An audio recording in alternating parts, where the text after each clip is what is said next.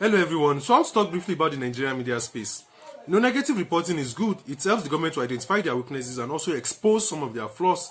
But this needs to be balanced, at least a little. You can't come up every day glorifying criminals, glorifying terrorists, glorifying bandits without telling us what the government or the military is doing. Every day you see news about how Boko Haram has killed soldiers, how bandits have killed people and all. But you rarely see news about what the government is doing or what the military is doing against all this. And it's not like they are not doing anything. They're actually doing some things. Let us know. But the reason to this is not far-fetched. Negativity pays more. When you report negative news, you tend to make more money from it because people are generally drawn towards negativity.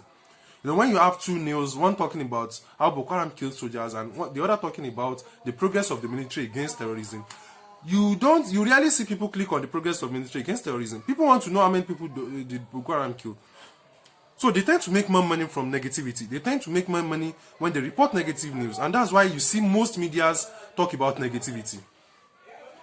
And that's why sometimes they intentionally want to mislead even their readers. Sometimes you see a media upload that, you see a headline of a news read that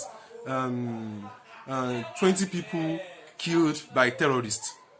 But when you click on the link, then you see that it actually didn't happen in Nigeria. It happened in another country, but they reported it because they know you'll be interested in it. You want to click it that, hey, terrorists have killed military again, this and that. So they tend to make more money off you, off your ignorance. And that's why every time tend to read beyond the headlines. Don't just read the headline and conclude. You have to actually click the link and know what they are saying. Although that's what they want anyway. That's what they want because that's how they make more money. They get more traffic. So click on the link and know what is happening. Don't just read the headline. The headline reads that military terrorists kill 1,000 soldiers. And you just conclude that it is in Nigeria. It might be in another country. You shouldn't be immersed in negativity. You shouldn't have this concept of negativity against your country. Everything that happens, you always want to think negative of your country. If anything happens abroad, in the mention of any black person in a criminal case or this thing, you just conclude that it is Nigeria. It's all these Nigerians, this and that. This has to stop.